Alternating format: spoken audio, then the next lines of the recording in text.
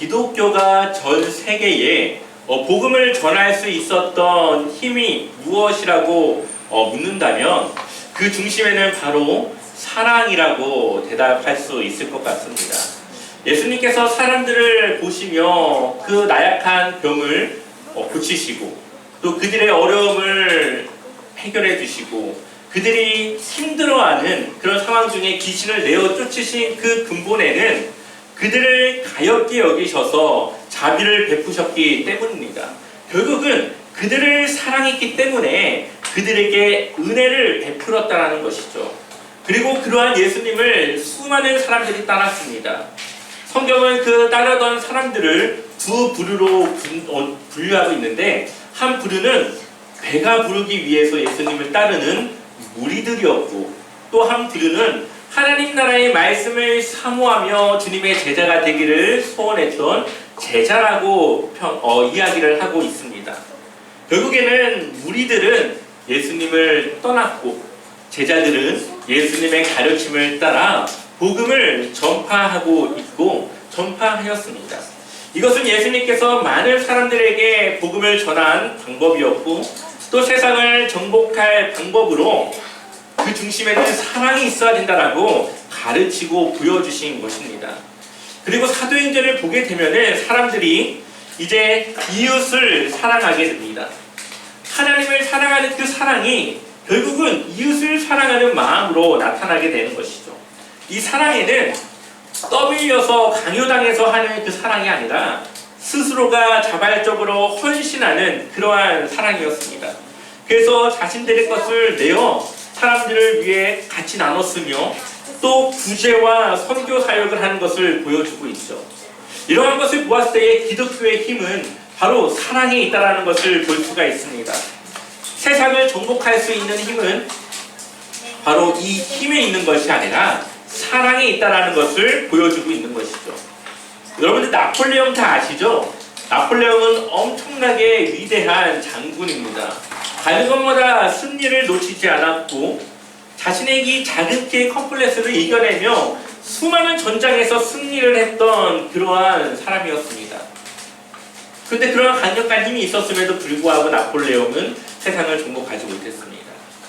징기스칸은 말을 타며 유목민족으로 유럽을 진출해서 유럽을 거의 다 휩쓴 그러한 명장이었습니다.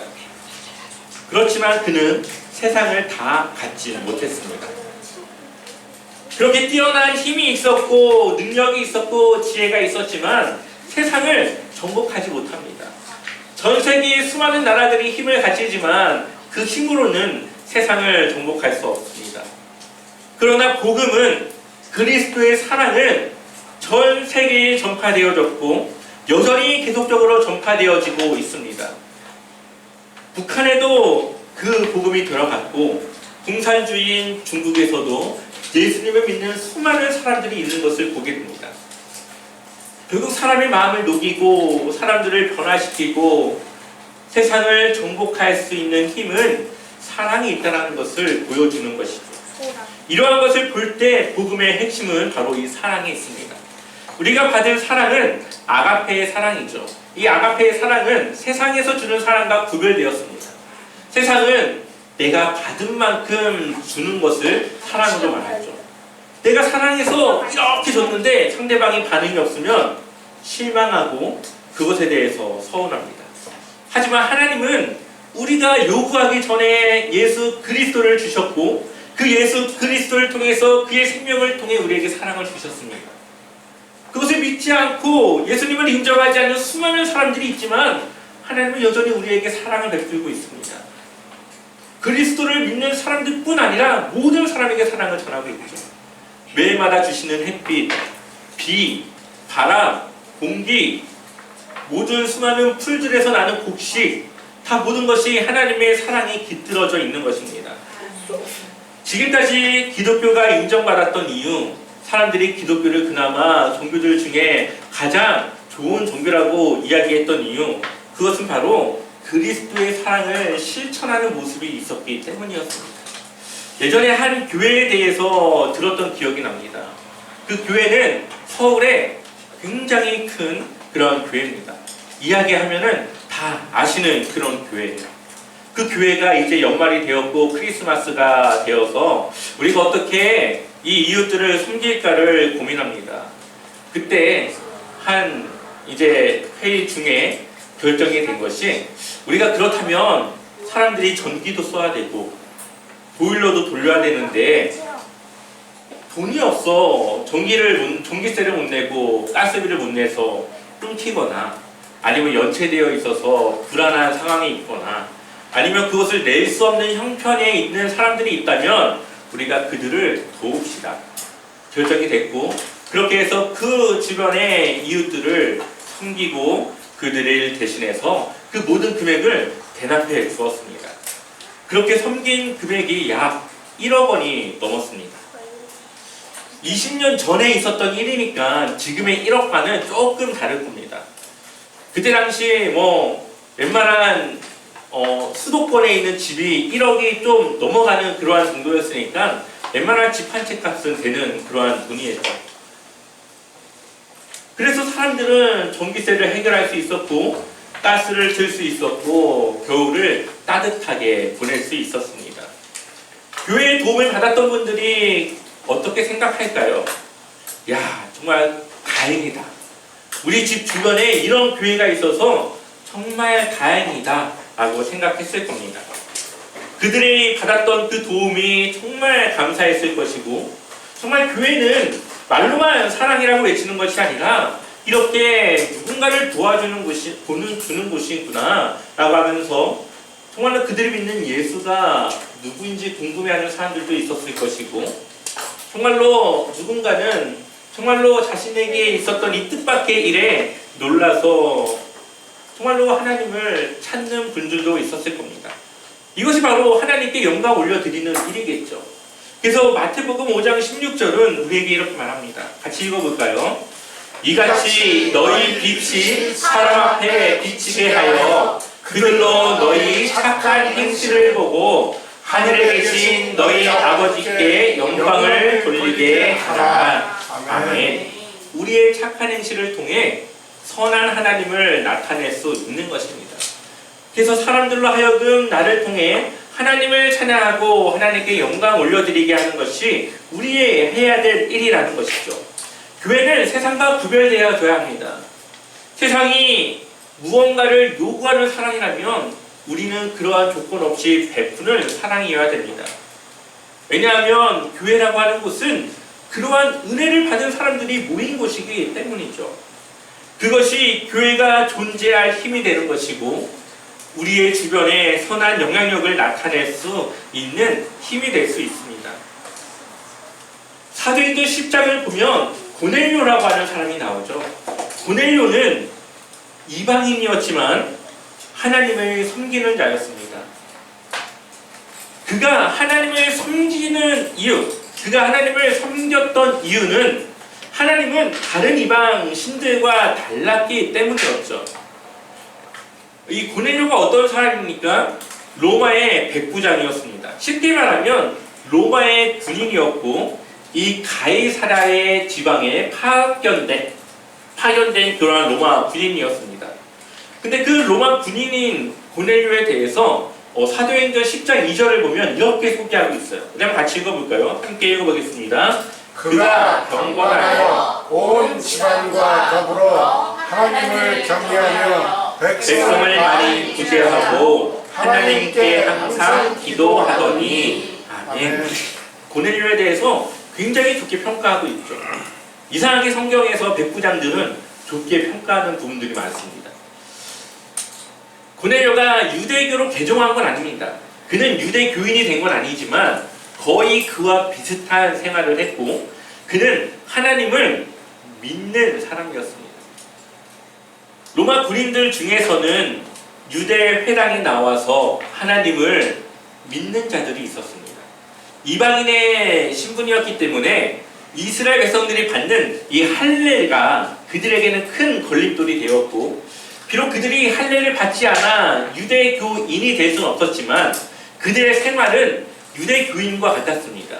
정해진 시간에 기도를 하였고 또한 구제사역과 주변의 이웃을 돕는 그러한 일들을 했습니다.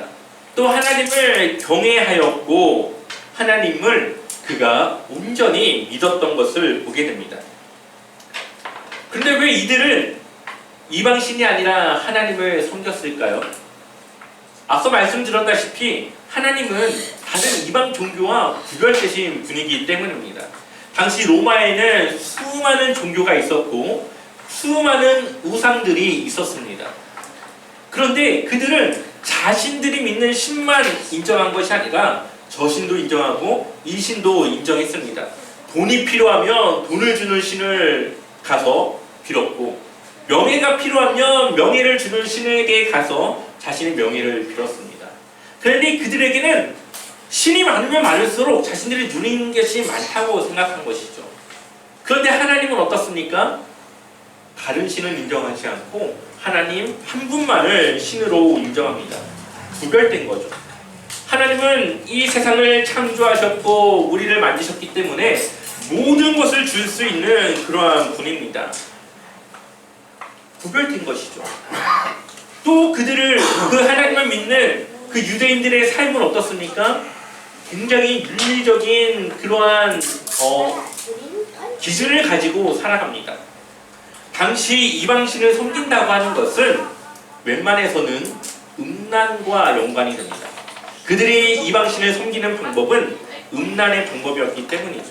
하지만 하나님을 섬기는 것은 음란을 멀리하고 오직 하나님을 위해서 윤리적이고 굉장히 도덕적이고 바른 삶을 살아가는 것을 이 로마 군들이 본 것입니다.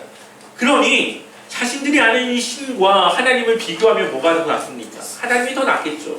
그래서 하나님을 믿기 위해 유대 회당을 찾아 하나님의 말씀을 듣고 하나님을 믿는 그러한 사람들이 있었습니다. 그리고 그 중에 한 사람이 바로 누굽니까? 이 고넬료라고 하는 사람이었던 것이죠. 이 고넬료가 이제 하나님을 이제 믿게 되는데 사도행전 우리 1장 8절을 같이 읽어보겠습니다. 함께 읽겠습니다. 오직 성령이 너희에게 임하시면 너희가 권능을 받고 예루살렘과 온 유대와 사마리아와 땅끝까지 이르러 내 증인이 되리라 하시리라. 아멘. 예수님께서는 분명 복음이 전파되기 전부터 예루살렘, 온 유대, 사마리아, 그리고 땅끝이 어딘지는 모르겠지만 더 먼 지역까지 너희는 내 증인이 될 것이라고 이야기를 하셨습니다. 그 말은 복음이 그곳까지 전해지게 될 것이라고 이야기를 하신 것이죠. 그런데 이때 당시 유대인들의 생각에는 무슨 생각이 있었습니까? 구원은 우리만 받아야 되지. 유대인만 구원받을 수 있지. 그러니 땅끝까지 복음이 전파된다고 하더라도 그곳에 있는 유대 회당에 가서 유대인들에게 복음을 전하는 걸로 생각했지 이방인들에게 복음을 전할 거라고 생각하지 못했습니다. 그들에게는 편견이 있었고 고정관념이 있었고 구원받을 대상을 자기들 스스로 정해 놓았던 것이죠. 그런데 이 고넬료라고 하는 사람의 이야기가 이제 사도행전에 나오면서 하나님의 계획이 유대인에게서 이방인에게로 변해가는 것을 보여줍니다. 예수님의 제자들이 복음을 전할 때 유대인들은 어떻게 했습니까? 그들을 잡아다가 옥에 가두기도 하고 그들을 때리기도 하고 협박하기도 하고 복음을 전하지 못하도록 막기도 했습니다. 근데 오히려 하나님을 몰랐던 이방인들, 근데 그 이방인들은 어떻습니까? 하나님을 믿고 베드로를 통해서 구원을 받는 그러한 역사를 보여줍니다. 오히려 편견이 없고 고정관념이 없는 그들이 예수 그리스도의 복음을 듣게 되고 하나님에 대해서 안다라고 자부하는 유대인들이 그 말씀을 거부하는 것을 보게 되죠. 이러한 것을 보았을 때에 우리가 가지고 있는 편견, 고정관념은 복음을 받아들이거나 복음을 전하는 것에 있어서 많은 장애물이 된다는 것을 우리가 기억해야 합니다. 예수님의 제자들 중에 베드로의 이 사건이 없었다면 그들은 여전히 예수님께서 주신 복음을 자신들만, 유대인들만 들어야 된다고 생각했을 겁니다. 그러나 이 고넬료의 사건을 통해 베드로는 그것은 나의 고정관념이었다라는 것을, 그것은 내가 가진 편견이었다라는 것을 깨닫게 되는 것이죠. 우리 한번 사도행전 10장 44절, 45절을 읽어보겠습니다. 함께 읽겠습니다. 베드로가 이 말을 할 때에 성령이 말씀 듣는 모든 사람에게 내려오시니 베드로와 함께 온 할례 받은 신자들이 이방인에게도 성령 부어 주심으로 말미암아 놀라니. 아멘. 그들이 생각했던 것과는 다르게 이방인이었던 고넬료와 그와 함께 있던 친구와 친척과 가족 모두에게 성령이 임하는 것을 베드로가 보게 됩니다. 베드로뿐만 아니라 그와 함께 온 할례자들이라고 하는 것은 할례 받지 않으면 구원받을 수 없다라고 생각하는 사람들입니다. 근데 그들이 무엇을 봅니까? 할례 받지 않은 이방인들에게 성령이 임하는 것을 봅니다. 성령이 임했다라고 하는 것은 굉장히 중요한 의미를 우리에게 줍니다. 성령이 임하였다라고 하는 것은 그들이 구원받았다라는 것을 의미하기 때문이죠.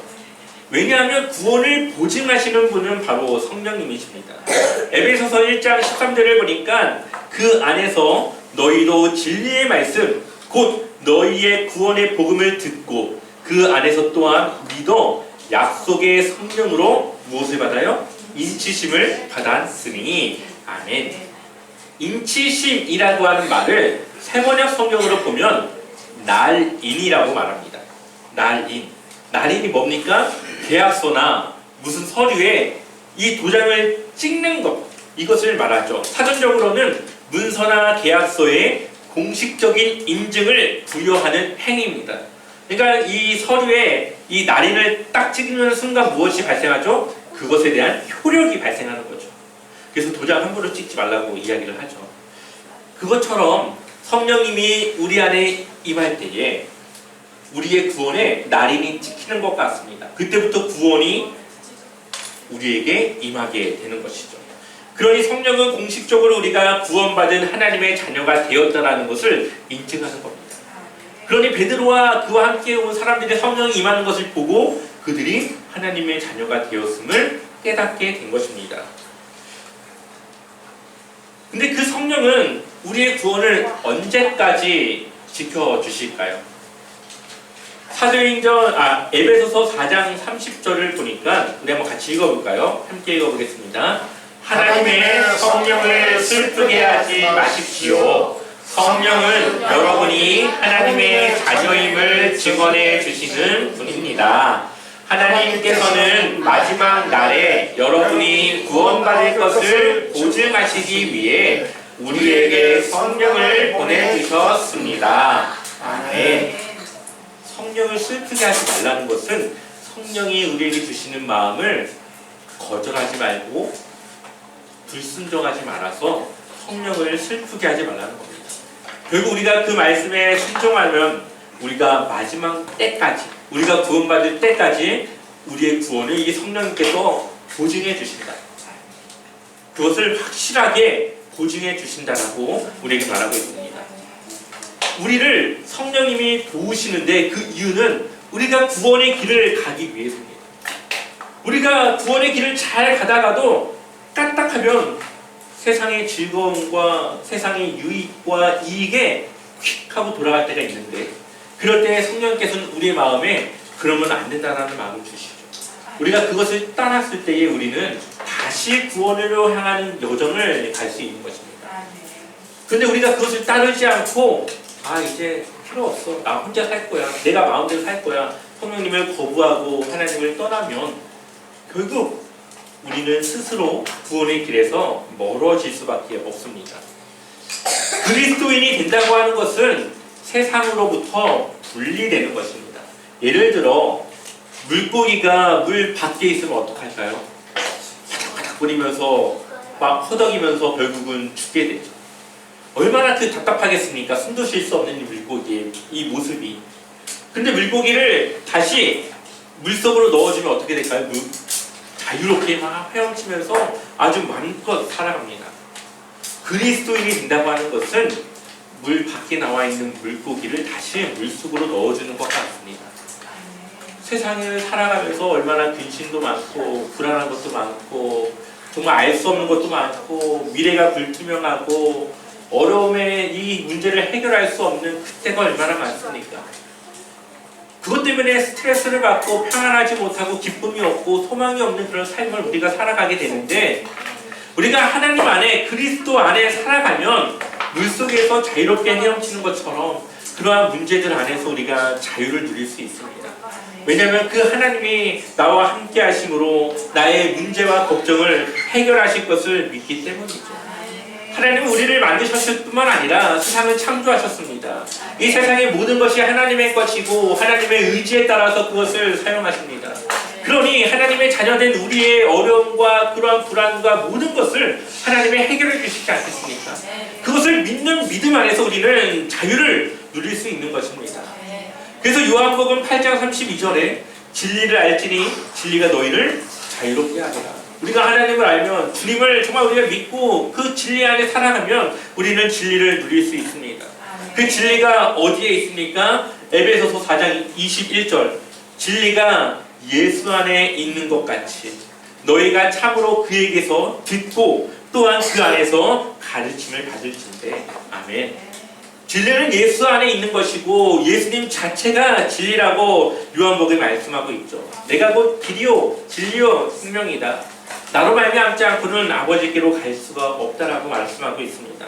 그러니 우리는 예수 그리스도를 제대로 믿고 따를 때에 우리는 그 안에 갇히는 것이 아니라 오히려 자유를 누리며 살아갈 수 있습니다. 예수 그리스도를 모를 때는 세상을 살아가는 것이 너무 답답합니다.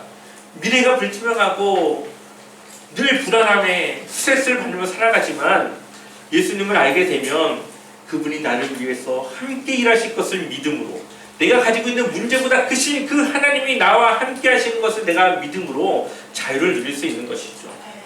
그리스도를 통해 얻는 구원의 기쁨과 행복은 세상에서 주는 다른 것과 비교할 수 없습니다. 세상에서 주는 행복이 크다곤 하지만 잠깐입니다. 가방을 사서 좋은 거 잠깐입니다. 돈을 많이 벌어서 좋은 거 잠깐입니다. 언젠가는 그 기쁨이 사라질 것을 염려하는 그 마음이 또 우리를 가둬놓게 되는 것이죠. 그러나 그리스도와 함께 살아갈 때 내가 가진 것이 없어도 행복하고 그 기쁨을 누리고 살아갈 수 있는 그 자유를 누리게 되면 정말로 이것이 행복이고 평안함이라는 것을 깨닫게 되는 것이죠. 하나님께서 복음을 전하는 방법은 사람을 통해서 전하십니다. 하나님의 사람을 통해서 복음을 전하십니다. 어떠한 방법으로 전할까요? 그 사람이 가진 사랑으로 전하는 것이죠. 세상과 다른 삶을 살아가는 그리스도인의 삶을 통해 결국 그 받은 사랑을 전함으로 복음의 열매를 맺습니다. 우리 모두는 그 사랑을 가지고 있습니다. 예수 그리스도를 믿고 그리스도에서 주신 사랑을 우리는 가지고 있습니다. 그러니 우리는 주님의 성도가 될 수 있었던 것이죠. 예수님께서 십자가에서 죽으신 이유는 우리에게 사랑을 주시기 위해서였습니다. 로마서 5장 8절을 보면 우리가 아직 죄인 되었을 때에 그리스도께서 우리를 위하여 죽으심으로 하나님께서 우리에 대한 자기의 사랑을 확증하셨느니라. 성경은 우리를 죄인이라고 말합니다. 그 죄를 해결해야 되는데 내 자신이 죄인이기 때문에 그 문제를 해결할 수 없습니다. 다른 사람들도 죄인이기 때문에 그것을 해결할 수 없습니다. 그래서 죄가 없으신 예수님께서 인간의 모습으로 오셨고 우리를 대신해 십자가에 죽으심으로 죄의 문제를 해결해 주셨습니다. 그래서 히브리서 9장 28절에 이와 같이 그리스도도 많은 사람의 죄를 담당하시려고 단번에 들으신 바 되셨고 구원에 이르게 하기 위하여 죄와 상관없이 자기를 바라는 자들에게 두 번째 나타나시리라. 아멘. 예수 그리스도께서 인류의 모든 죄를 단번에 해결하셨습니다. 그렇지 않았다면 우리가 지금도 양을 데리고 와야 되고 비둘기를 잡아와야 되고 소를 가져와야 됐을 겁니다. 그러나 예수 그리스도께서 우리의 모든 죄의 문제를 단번에 해결했기 때문에 우리는 예수 그리스도를 믿으면 그 죄의 문제를 해결받게 되는 것이죠. 죄의 문제를 해결받게 되면은 우리가 하나님과 교제할 수 있고 하나님의 자녀로 하나님의 나라에 들어갈 수 있게 됩니다. 요한복음 5장 24절을 읽어볼까요? 함께 읽어보겠습니다. 내가 진실로 진실로 너에게 이르노니 내 말을 듣고 또 나의 영생을 얻었고 심판에 이르지 아니하나니 사망에서 생명으로 옮겨니라. 아멘. 예수 그리스도 안에서 우리의 믿음으로 죄를 해결받은 우리는 당연히 죄가 없으니까 심판받을 것도 없고, 우리가 죄가 없으니까 사망이 아니라 하나님과 영원히 살 영생을 얻을 수 있는 그러한 인생의 변화가 생기게 되는 것이죠. 예수 그리스도를 믿는 것은 삶의 변화를 말합니다. 세상의 원리가 아니라 하나님의 말씀을 따라 우리가 순종하며 살아갈 수 있게 됩니다. 우리가 하나님의 뜻을 분별하며 살아갈 수 있는 능력이 생기게 되는 것이죠. 그것은 우리의 의지로 살아갈 수 있는 것이 아니라 우리 안에 성령께서 우리를 인도하실 때에, 그 인도하심에 우리가 순종하며 반응할 때에 우리는 그렇게 살아갈 수 있습니다. 교회는 하나님의 사랑을 전하는 것입니다.